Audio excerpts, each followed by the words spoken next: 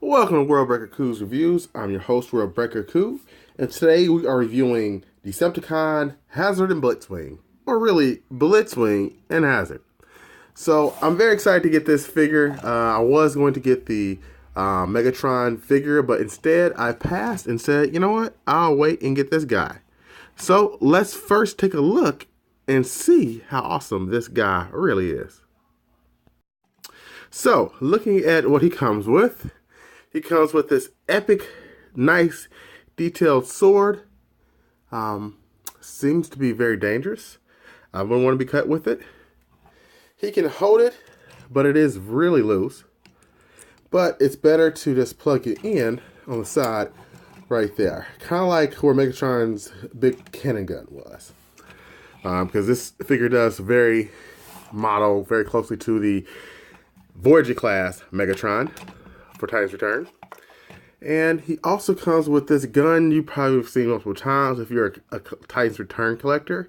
Megatron has the same one. It just clicks on and extends his cannon. So there we have that. Alright. So he also has pretty much, really good movement for a Voyager class because he has, transformation.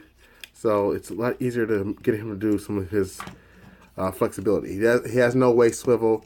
He has nice arm movement, as you can see. And there's his back, which he has a lot of back kibble. So yeah, very cool in robot mode. So as I was saying, he has quite a bit of back kibble here. That's not really sexy or hot, but the colors on this bad boy are just really nice. I really love the paint apps on this guy. Much better than Megatron. I love Megatron, but he's just too gray and too boring. The one problem on my figure is I can't get him to put his little, I don't know what you call these things, ears down. They just keep coming back up. It's supposed to be a button in here that does it, but it's not really functioning right. So maybe it's just my figure. I don't know. Sound off if you have Blitzwing, and he does the same thing. Let's take a look at his head. Nicely molded, and his little guy is pretty cool looking too. I just like this this color. I was in the military for a while, and it reminds me of like a Desert Storm, Operation Iraqi Freedom type of color here, even though he's a Decepticon. So that's kind of funny. But yeah, nonetheless, I like the scheme. It would have been cooler almost if it was green and purple, but I think tan and purple is nice as well. And I guess he would have looked too close to Devastator had he been green and purple. So there's that. But let's do something fun and actually get this guy transformed. So again, if you've been watching my reviews, I'm not a Transformers guy as far as transforming them. So instead of you watching me transform him for the next 20 minutes, we'll do some movie magic, starting with our transition. Da, da, da, da, da, da, da. So here we have the tank mode, and I must say, this is not my favorite. It looks good from afar, but the closer you get to it, the more you see the problems. Like, I don't like all this extra kibble here. Let me take the gun off. The gun's not needed. I don't mind the sword storage. That's not bad, It's just underneath here, this is really close to the floor, and it's hard to kind of get these tabs. Let's see if I can pull it out real quick. Well, it's not pulling out easy there. There we go. So this tab right here is very hard to get that in, and there's an additional tab over here that's hard to get it in. So it's not my favorite alt mode. I'm hoping that the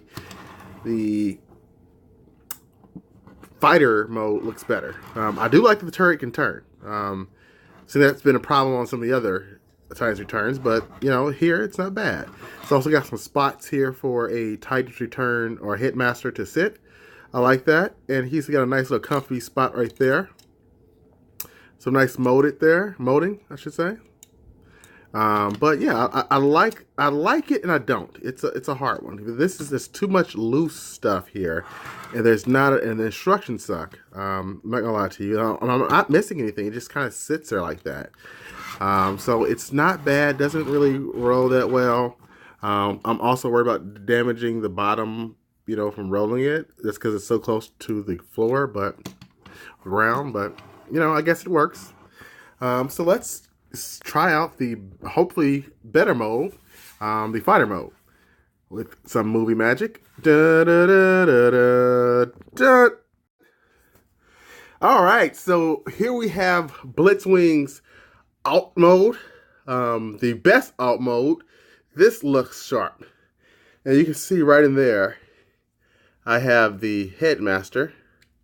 See if I can open this up on camera. It's always a little harder to do so. There we go. It was hard getting him in, but there he is. And that tabs right back down. But this mode works for me. It's very nice.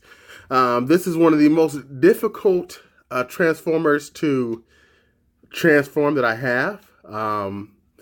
I would recommend watching videos on this because the instructions, like I've said on other YouTube Transformer videos, suck. I recommend MGO or Optobotomus, Transformers T90, or Chill, I think his name is, or even Chevron. So that's a whole bunch of name drops I gave there, but they can help you with transformation because this thing was hell to transform. But overall, this mode here makes up for the disastrous in some parts areas for the tank mode. I mean, although you can still see the tank still clearly here in this mode, I still like it. It still works for me. I love the boosters. Even the landing gear on top of the tank head is kind of funny. But the fact that it can swivel and shoot, that's like an extra. That's one jet fighter I would want to mess with. That thing can shoot tank bullets. So that's sweet. Love that. Love that. There's also like an additional spot you can leave down for additional equipment. So right here, this gun can be placed right up here. This notch right there allows for you to set the gun in there and have it set up. I don't think it's really necessary. I don't think it looks all that cool. Just looks like another gun on top of a plane that does not need it. Okay. There's also a sword. You can put that down somewhere, but you don't really need the sword on the plane either. I mean, it's not going to be flying by and knifing people. Although that would be awesome, right? Like, did the plane just knife me?